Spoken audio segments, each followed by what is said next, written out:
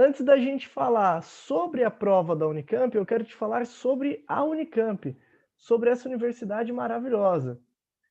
Grande Unicamp aqui, ó. Tcharam!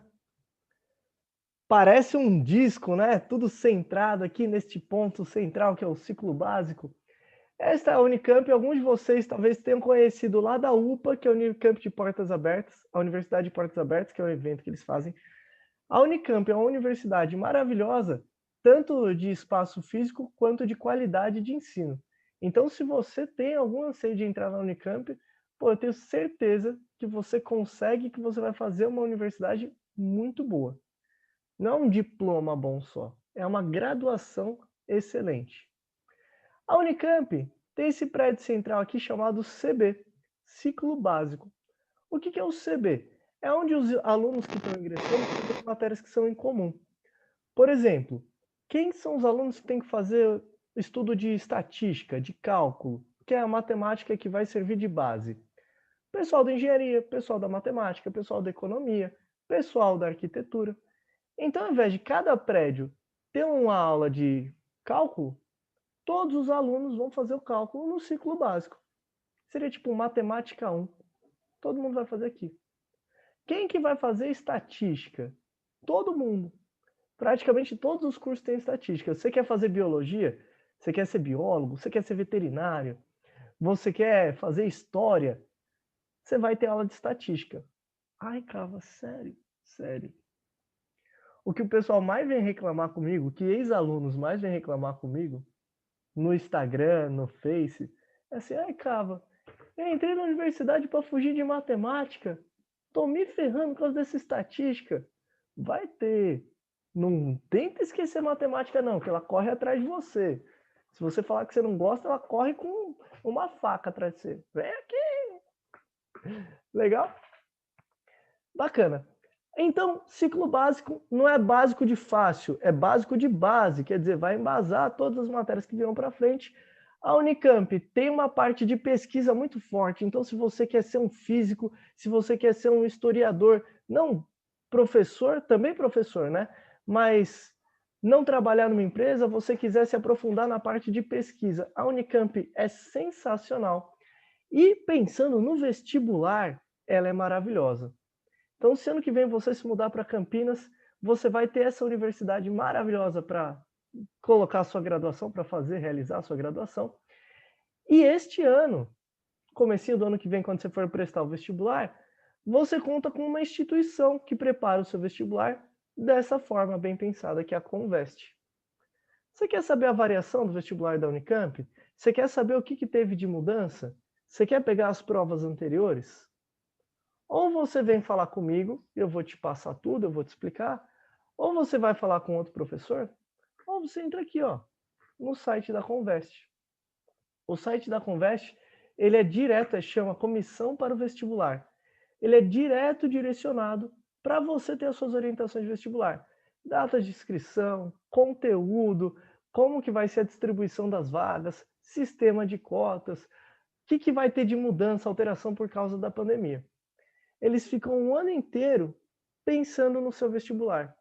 Não é assim, ó, uma semana antes, vamos ver, vai ter que ter, prepara uma prova aí. Não, tem uma comissão que não se extingue. Ela existe desde o começo do ano, pensando no seu vestibular. Maravilhoso.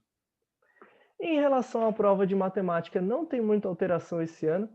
A gente pode esperar que caia uma geometria analítica um pouco mais de boa, e as outras matérias, porcentagem, matemática algébrica, né, financeira, aquela parte inicial, caia com uma carga um pouquinho mais pesada, mas não tem redução de conteúdo. Existem algumas disciplinas que houve redução de conteúdo. Você vai pegar lá, por exemplo, não sei se foi isso, mas eu acho que foi, química. Esse ano não vai cair química orgânica. Por quê? Porque a Unicamp cortou alguns tópicos de matérias. História, ó, não vai cair tal parte de história. Vale a pena você entrar lá no site da Conveste e dar uma olhadinha, porque às vezes o conteúdo não vai cair na Unicamp. Aí nem é uma preocupação sua neste vestibular.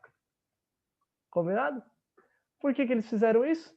Porque eles querem pensar em você na situação de estudo na pandemia, que ou está assistindo aula de máscara aí no colégio, ou está assistindo à distância de casa. Então, situação de estudo diferente, vestibular é diferente. E por que eu sou fã da Unicamp? Eu ia para lá direto, você sabe que o Marco fez Unicamp, né? Se você sair de São José, você vai pegar a estrada Dom Pedro, pega a Dutra, aí entra na Dom Pedro. Depois, acho que do primeiro pedágio. E aí você vai rodar 1h30, 2 horas, você chega em Campinas. Foi nessa rodovia que eu fiquei preso 9 horas no trânsito, você lembra da história? Foi ano passado, eu acho. Enfim, mas não tem nada a ver com isso, não. A Unicamp, ela é uma universidade que pensa muito em quem ela quer lá dentro. Ela pensa muito em qual o perfil do aluno que ela quer. Ela quer um aluno que faz conta e comete pequenos deslizes, que erra a conta, mas que sabe a matéria? Quer. Se você é uma pessoa boa, você é dedicado, você é uma pessoa que estuda, que se esforça, mas erra em conta, tudo bem. Não todas as contas, né? Mas uma coisinha ou outra, beleza. É uma pessoa que cai em pegadinha? Pegadinha é sacanagem, né?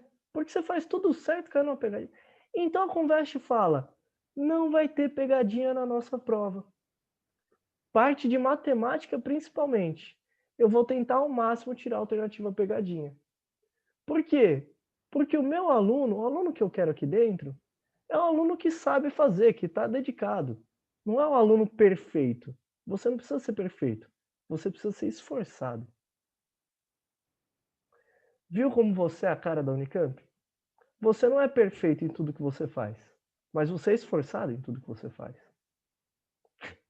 Eu? É você, malandro.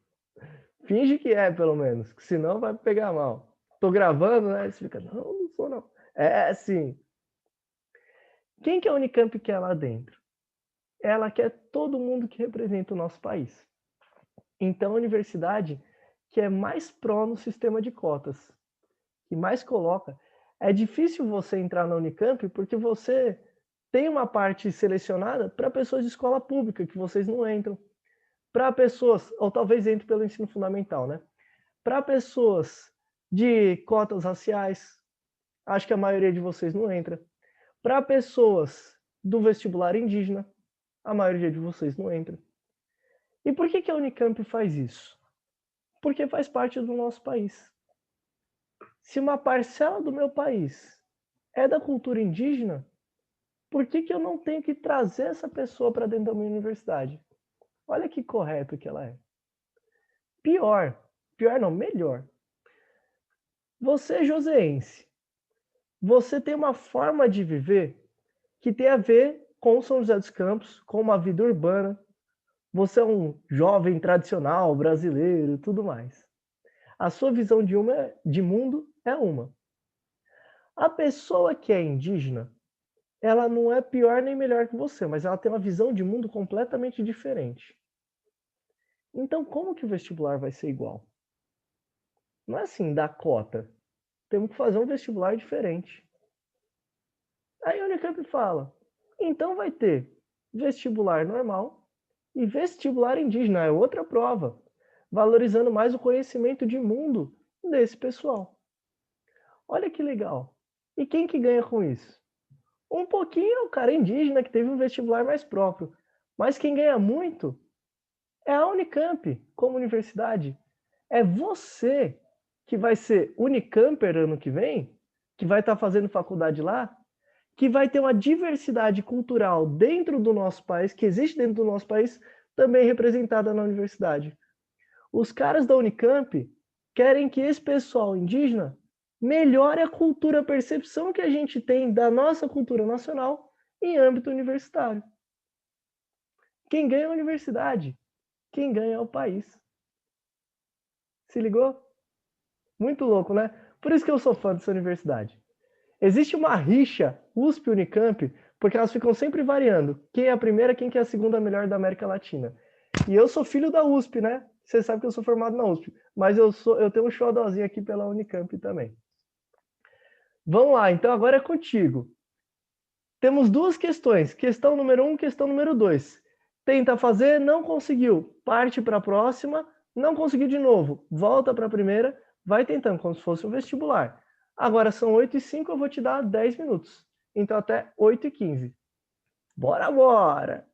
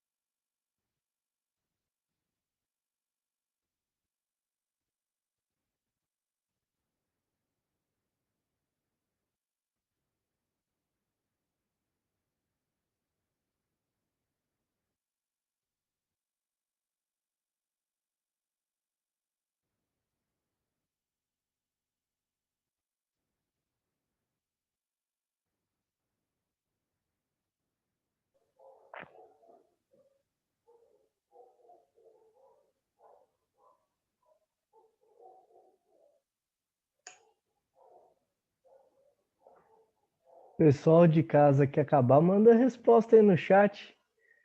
Primeiro que acertar, pede música. Acertar as duas.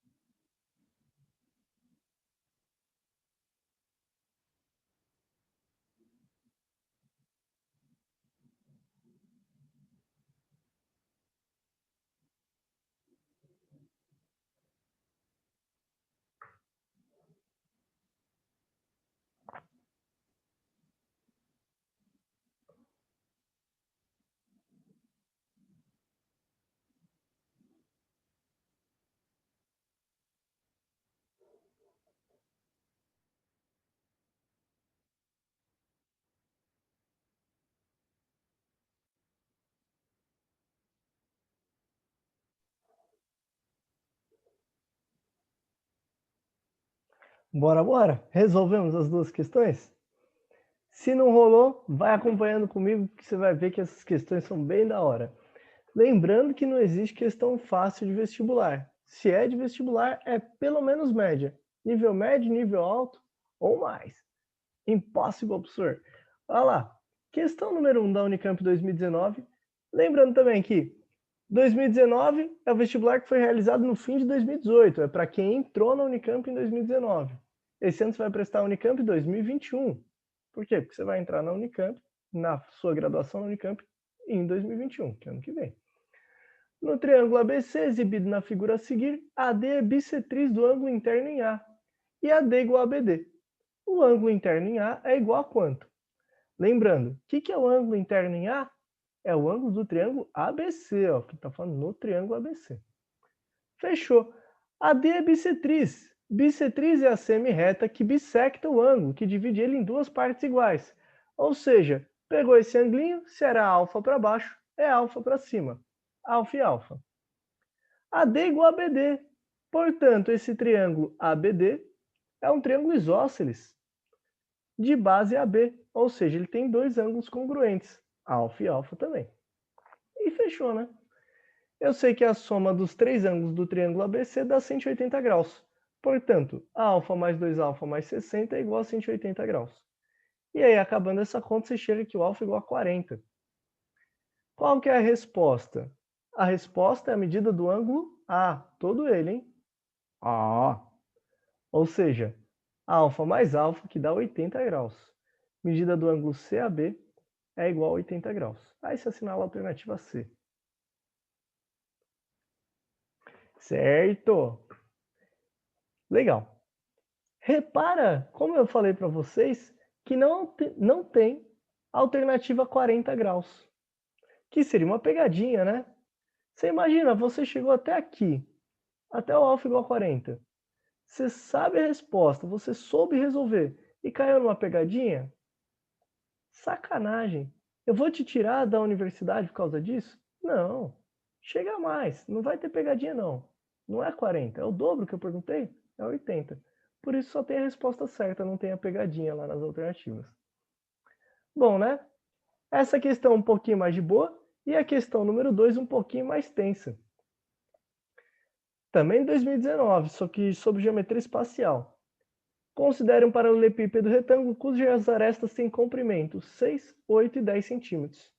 E um triângulo cujos vértices são os centros, que é a intersecção das diagonais, de 3 faces de dimensões distintas, como ilustra a figura a seguir.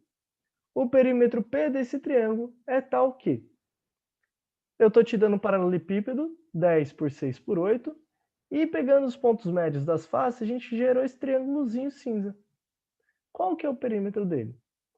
Se você pensar na prática, é como se a gente pegasse um bloco de madeira em formato de paralelepípedo e tirasse uma pontinha. Flap. Tirou. Vai gerar essa parte plana, triangular, que tem um perímetro, a gente vai calcular pelo Teorema de Pitágoras, e está interna à figura, a princípio. Vamos lá, ó. 10 por 6 por 8. Vou colocar o 10 na largura, o 6 na profundidade e o 8 na altura. Se você fez diferente, colocou assim, professor, eu coloquei 10, 8 aqui na profundidade e 6 na altura. Beleza. Como ele não especificou nada, você pode colocar em qualquer ordem que vai dar igualmente certo. Vai chegar na mesma resposta, a resolução está perfeita. Inclusive se fosse uma prova dissertativa, está perfeito. Eu vou colocar aqui só porque parece, né? 10 maiorzão, o 6 menorzinho, o 8 intermediário. E aí quando a gente pegou esses pontos médios das faces, esses centros das faces, eu tenho lá no meio um triângulo, ou um paralelepípedo com as metades das dimensões. 5 por 3 por 4. Ó, todas as alturas, 4. Todas as profundidades, 3. E todas as larguras, 5. Virou esse molequinho aqui, ó. Pequenininho. Legal. E aí, o que você quer? Você quer o perímetro desse triângulo. O que você vai fazer? Pitágoras. 3 Pitágoras. Para descobrir o x, o y e o z, vai lá, ó. Pitagorinhas aqui. X ao quadrado igual a 3 ao quadrado mais 4 ao quadrado. É o triângulo 3, 4, 5, né? Então x igual a 5. Vai lá, para descobrir o y, volta lá. Y ao quadrado é igual a 3 ao quadrado mais 5 ao quadrado. 4 ao quadrado mais 5 ao quadrado. 16 mais 25 dá 41. O y ficou raiz de 41. Ai, que nojo. Deixa. Último Pitágoras, lá embaixo. Ó. Z ao quadrado igual a 3 ao quadrado mais 5 ao quadrado. 25 mais 9 dá 34. Então Z é raiz de 34. Deixa. É feio, mas deixa assim. Feio, né? Nós também não somos essas belezas todas. Então deixa assim. Não existe número feio. Repara aí, ó. A resposta exata, precisa, é 5 mais raiz de 41 mais raiz de 34. Exato. Isso em centímetros. Isso está em que intervalo? É menor que 14? Está entre 14 e 16? Está entre 16 e 18 ou é maior que 18? Vou pensar assim. Pense comigo. Raiz de 41. Quase 7, né, professor? Raiz de 49 é 7. Então, raiz de 41 deve ser uns 6 e pouco? É. Raiz de 34. Quase 6, né? Entre 5 e 6. Oh, raiz de 36 é 6. Então, raiz de 34 deve ser uns 5 e pouco? Beleza. 5 mais 6 e pouco mais 5 e pouco está entre 16 e 18. Alternativa C. Isso que você vai ter que fazer no Enem, quando ele pedir aproximação? Provavelmente sim. Provavelmente quando o Enem pedir aproximação, você vai ter que dar uma olhadinha lá, falar assim, olha, π mais ou menos tanto, raiz de 7 mais ou menos tanto, e fazer. Porém, tem como chegar nesses números aqui, 16 e 18, tem como chegar nesses dois extremos, no entre o mínimo e o máximo? E a resposta é sim. A Unicamp ela queria que você fizesse esse cálculo, que você estimasse esses valores, mas há um jeito de chegar exatamente no 16 e no 18. Quer ver? Vamos aqui para o cantinho. Ó. A gente já sabe que é a alternativa C, mas vamos pensar junto, né? Eu sei que o perímetro exatamente é 5 mais raiz de 41 mais raiz de 34. Vou escrever lá. Tá. Aí você pode escrever aí na sua folha. Raiz de 41 está entre 6 e 7. Você falou, 6 e pouco, né? Eu vou escrever assim, está entre 6 e 7. Raiz de 34, 5 e pouco? Está entre 5 e 6. Perfeito. Se está entre dois números, você coloca aquele valor depois do primeiro e antes do segundo. Ele é maior que esse mais baixo e menor que esse mais alto. Assim, ó, o perímetro, está entre 5 mais 6 e 5 mais 7. Coloquei menor para baixo, maior para frente. Para trás e para frente, né? E 34 mais 5 e mais 6. Fitou o que eu fiz? Eu coloquei os menores para baixo, os limites inferiores para baixo, os maiores para cima, os limites superiores para cima. Isso vai ser sempre legal quando você tem que estimar vários valores, várias raízes. Se for um só, você pode pensar, mas se forem 3, 4, aí faz antes do mínimo, depois do máximo. Vai ser bem da hora. E aí soma, né? 5 mais 6 mais 5 dá 16. 5 mais 7 mais 6 dá 18. Aí, ó, o perímetro P está entre 16 e 18. Alternativa C. Curtiu? Legal essa técnicazinha, né? Pode anotar essa questão no nível um pouquinho mais alto, porque você tem a parte de geometria plana, que é o teorema de Pitágoras, você tem a parte de geometria espacial, que é a visualização da figura, você tem a parte de álgebra de números irracionais, que é a estimativa, que não é nem do meu setor, lá da parte do Furuca. Bacana demais. A gente vai, então, você pode fechar a sua apostila, a gente vai voltar para o caderno para pegar aquela parte de álgebra. Já falamos de razão e proporção, hoje a gente começa a falar de porcentagem. E acabaremos na sexta-feira. Beleza, né? Vocês sabem que eu sou mega curioso com várias coisas, gosto de buscar coisas diferentes. E agora o meu Instagram está bombando com coisas de educação. Às vezes as pessoas me mandam, aí eu vejo, curto tudo mais. Às vezes eu tô lá vendo uma página, a página de matemática. Eu sei matemática, né? Mas eu quero ver qual que é a dica que a pessoa vai passar. Eu falo, olha, picareta, não, isso aqui é bom. Ah, dica de redação. Eu não sei se é bom ou ruim, porque eu não sei se não sei redação, né? Não sei ensinar. Ah, dica de física. E eu vou curtindo tudo. Então, atualmente, que estão vendendo muitos cursos online, tá aparecendo um monte de coisa de conteúdo grátis para mim e que eu acho que é muito válido para você. Tô passando no Insta, aí aparece lá, olha, aprenda a regra fácil para você, regra do octeto lá da química. Aí eu descubro tudo, eu fico olhando e curtindo, então aparece cada vez mais. Às vezes aparecem umas baboseiras, né? Aparece o um cara tocando berrante. Vocês viram que eu comprei um berrante? Não tá aqui, tá lá na minha casa em São José, eu tô na casa dos meus pais. Aparecem as coisas das pessoas, mas tá aparecendo muita coisa de redação e muita coisa de educação em geral. Legal. O que eu queria comentar? Apareceu ontem para mim uma dica que eu achei fenomenal e eu nunca tinha pensado. E eu acho que vale muito para vocês que estão em casa, principalmente. A galera que está na escola vale também, quem está aí dentro da sala de aula, mas principalmente para quem está em casa. Vocês estão estudando de máscara? É bom. Sabe por quê? Esse ano vocês vão fazer prova de máscara. Você vai entrar numa sala de aula, vai ficar 4 horas dentro dessa sala de aula com uma máscara. Se você está indo para o COC, meio que você já está estudando de máscara, que aí dentro você tem que estar mascarado, né? Mascarado. Parece que vocês vão fazer o assalto do colégio. Mas tá mascarado.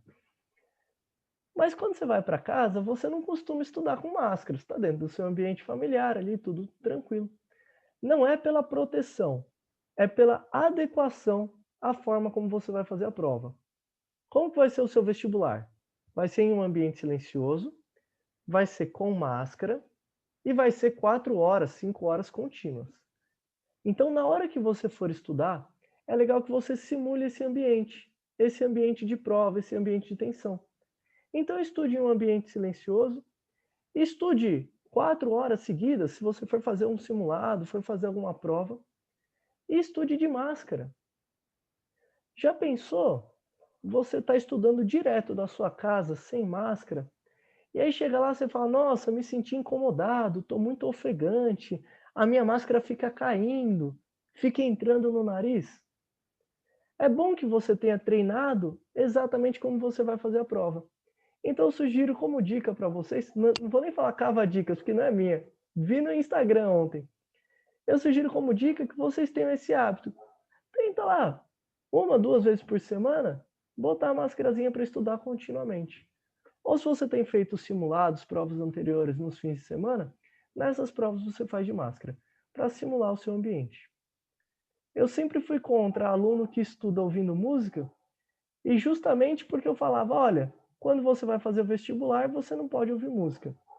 Assim, é mais estudar, exercício às vezes te relaxa, né? Agora é um ponto importante, para você poder se adequar ao ambiente que você vai fazer prova. Gostou? Eu achei tão legal, nunca tinha pensado. Legal demais. Bom, então abra, por favor, o seu caderno. Nós vamos voltar para a parte de aritmética, é só começar, né?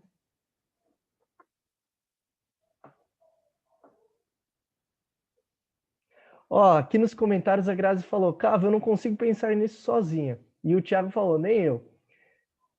Acontece. Quando você vê uma resolução, Grazi, é muito comum acontecer assim, ó. Você vê e você fala, entendi tudo. Aí você tenta fazer o seu, você fala, caraca, não consigo fazer nada. Esse sentimento é normal, não é que você é ruim, é porque eu estou te desafiando sozinha. Então, o que, que você tem que estar atenta na aula? Primeiro, você tem que tentar, você tem que se esforçar e tentar fazer a questão. E segundo, se você não conseguiu, é dizer se você entendeu a resolução. Se eu te cobrar na prova da Unicamp desse ano, na prova da FUVEST desse ano, uma questão que envolva aproximação de raízes, você saberia fazer igual eu fiz? É isso que você tem que pensar. Não que você pensaria tudo do zero sozinha. Tenho certeza que não, até porque eu também não. A maioria das pessoas, acho que ninguém pensaria em tudo do zero sozinho. Mas assim, depois de ter visto, conseguiria fazer algo semelhante? Então você está no caminho certo. Fiquem tranquilos. Tiago, mesma coisa. Pô, você está se dedicando aí? Então eu sei que você conseguiria fazer um monte de coisa sozinho, ou que você não consegue fazer sozinho, você já viu semelhante aqui na aula. Por isso que a gente está treinando bastante. O Vini falou que já está treinando todo dia de máscara. Boa, boa demais. Legal. Vamos lá, ó. No seu caderno, você deve ter este resumo. Não tem o resumo completo ainda, porque eu não acabei com você, a gente só começou. Vou passar ele acelerado. Era o nosso resumo de aritmética. Você lembra, né? Ó, vou colocar aqui. Apagamos tudo, começamos do zero. Aí eu falei para você, duas grandezas, quando eu quiser falar da razão entre elas, é só fazer a divisão. Se duas razões são iguais, elas representam a proporção. Fizemos exemplos. Duas grandezas podem ser diretamente proporcionais ou inversamente proporcionais. O que é diretamente? Se A e B são diretamente proporcionais, o A é igual ao B vezes uma constante. E se são inversamente proporcionais, é o inverso de B vezes uma constante. Nem precisa anotar, já está anotado. Se você não assistiu essa aula, você vai lá na aula passada, está lá na plataforma gravada, que aí você assiste tudo a explicação. Fizemos exemplos, acabamos lá com as grandezas inversamente proporcionais e eu te dei uma dica, um post-itzinho que eu coloquei aqui. Quando for inverso, inverte um dos lados na regra de 3. Não tem dúvida, né? Mas vale a dica. Em grandezas inversamente proporcionais, inverter um dos lados da regra de 3. Ah, professor, era 4 e 2. Ah, então vai ficar 1 sobre 4 e 1 sobre 2. Só um dos lados. E se forem grandezas diretamente proporcionais, aí é do jeito que você já está acostumado. Na boa. Tem treta nenhuma, não tem alteração nenhuma. Vamos começar hoje então a parte de porcentagem. Vem aqui para o canto, ó. Aqui para baixo. Você já sabe, você usa direto, usa em história, usa em geografia, em química, em física, em matemática. Na redação você usa, vamos falar em matemática, porcentagem. Não significa que eu tenho uma parte dividida em 100. Mas o que significa porcentagem do total? A% do total. A sobre 100 vezes o total. Bem, entre aspas, é como se você dividisse o todo em 100 partezinhas e pegasse A dessas partes. 30% e pegasse 30 dessas partes. Conteúdo super fácil, né? Mas vamos ver como é que a gente aplica? Vamos ver como é que dificulta? Primeiro, corpo humano. Você sabe esses números de cabeça? Não precisa. Aqui são notícias que às vezes a gente vê. O corpo humano tem mais ou menos 60% de água. Dentro de você, prezado aluno do COC, é 60% de água. 40% é o resto. Você é quase tudo água. Ó, sua pessoa líquida. Se eu falar que você é uma pessoa aqui de 80 quilos, 60% é água, é como se eu pegasse você, olha que legal você, dividisse 100 partezinhas, olha o Hannibal lá, 100 partezinhas, e 60 delas fossem de água. É claro que a gente não vai fazer isso, que seria uma maldade. E não significa que eu vou ter um bloquinho seu que é água, um bloquinho seu que não é água. Quer dizer, não é 60 partes exatamente e 40 partes exatamente, mas é a proporção que existe lá dentro, entre a água e o total. Então, do tronco para cima eu sou água, né, professor? Meu cérebro é uma água só tem água aqui dentro da cachola, né? Pois é, não é isso que acontece. A título de curiosidade, como é que você sabe quantos por cento de água tem numa fruta, num determinado animal, até no ser humano? A gente desidrata. Claro que não vai pegar o ser humano vivo, né? Você vai pegar por exemplo, numa melancia, para não ficar antiético aqui. Você pega uma melancia, pesa, vê qual que é a massa total dela, e aí você desidrata, tira toda a água. O total de água ou de massa que você perdeu é o total de água que saiu. Aí você descobre qual que é o valor percentual. Bacana, né? Eu fui na minha casa fazer pesquisas.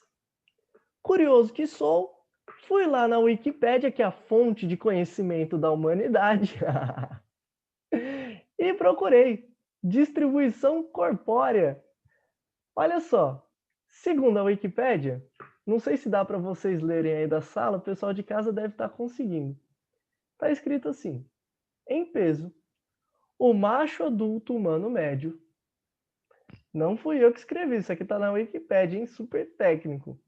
Macho adulto humano médio é 60% de água. E a fêmea adulta média é 55% de água. Então, nós, machos adultos humanos médios, 60%, e vocês, fêmeas adultas médias, 55%. É horrível a forma como foi colocado, mas eles colocaram assim. É porque eu acho que está pensando em qualquer outra espécie, né? O carneiro o adulto médio, macho adulto médio. Mas, pô, humano, né? Bom, vamos pensar aqui. Se eu falar para vocês, um homem ou uma mulher, em geral, a mulher 55% de água no corpo, o homem 60% de água. Não tem a ver com estatura, não tem a ver com peso, é uma média, então corpo feminino um pouquinho menos. Aí eu peguei aqui, ó, macho adulto humano médio. Macho! Aê. Olha que macho. Beleza. Se a gente quiser fazer cálculos com este macho, e eu digo que ele é um macho adulto humano médio de 80 quilos, por exemplo. Quantos quilos seriam de água? Ah, vou fazer uma continha. 60% de 80 quilos é 60 sobre 100 vezes 80 quilos. Ou seja, 48 quilos deste rapaz é de água. Pegou? Não faz por regra de 3. 80 quilos é 100% e quantos por cento? Não. Não. Faz direto, ó. 60 sobre 100 vezes 80 quilos. E onde que vai ser legal? Você fazer esse cálculo direto, essa multiplicação. Vai ser legal quando aparecer para você porcentagem de porcentagem. Por exemplo, o cérebro humano, e aqui tanto do homem quanto da mulher, o percentual de água é mais ou menos igual, que é 85%. No cérebro humano, 85% é água. Dentro da sua cabeça e no seu cérebro, é quase tudo água. Tem mais água dentro da sua cabeça do que nesse meu copinho. Olha só. Eu já percebi, professor. Às vezes eu chacoalho assim, dá até umas variadas. Percebe? Você põe a cabeça para o lado, dá uma escorridinha. Não, isso aí é sujeira. Bom, o cérebro representa mais ou menos 2% da massa do corpo humano. Se a gente pegar um indivíduo de 80 quilos, o cérebro deve ter 1,6 quilos mais ou menos. Então, o cérebro, 2% da massa corporal, e 85% desse cérebro é de água. Aí eu vou perguntar para você, quanto que é de água? Quanto que é 85% de 2% de 80 quilos? Entendeu a pergunta? Ó, 2% de 80 quilos é o cérebro, e 85% do cérebro é água. Então, o total de água no cérebro é 85 sobre 100 vezes 2 sobre 100 vezes 80 quilos. Faz tudo por multiplicação. Aí basta efetuar esse cálculo, né? Vai dar 1,36 quilos, que é o total de água que tem no seu cérebro. Fechou? Faz regra de 3 não, faz por multiplicação. E o Enem, principalmente o Enem, todos, mas o Enem gosta mais, de falar assim, olha, é 1,36 quilos. A massa total do corpo é 80. Quanto que representa percentualmente? O Enem adora fazer isso. A Unesp, na semana passada, a gente fez uma questão assim. Ó, a borracha antiga tinha tanto de área. A borracha nova tem tanto de área. Qual foi o aumento percentual? Não é o aumento absoluto, é o aumento percentual. Então, se vier uma pergunta desse tipo, ó, a água do cérebro representa que porcentagem da massa total do corpo? Qual é a percentual da massa do corpo que é representado pela água do cérebro? Aí ele está perguntando para você, 1,36 quilos representa quantos por cento de 80? Para saber quantos por cento uma coisa representa da outra, é só você dividir uma coisa pela outra. Ou seja, 1,36 dividido por 80. Vai chegar em 0,017, que é a mesma coisa que 1,7%. Então, 1,7% do seu corpo é a água do seu cérebro. Pegou a ideia? Nem preciso fazer por regra de 3. Se fosse pensar no cérebro masculino e feminino deve ser igual, o corpo total masculino e feminino é ligeiramente diferente, deve ter uma variação também quando ele coloca adulto. Então, vocês são jovens, talvez tenham mais água, menos água, tem uma variação. Ó, tem até um cara, isso é o macho adulto humano médio, né? Se não for macho, muda, professor? Não sei, segundo a Wikipédia, muda. Se for o Wesley Safadão, muda completamente, né? Aí não tem água e resta. É 99% anjo e 1% safadeza. Mas dos demais, é tudo 60% a 55%. Perfeito? Para você praticar então hoje, Unicamp, exercícios 1, 2 e 3, que é o módulo 2. Uma excelente semana, resto de quarta-feira para vocês. E até a nossa sexta-feira. Tchau!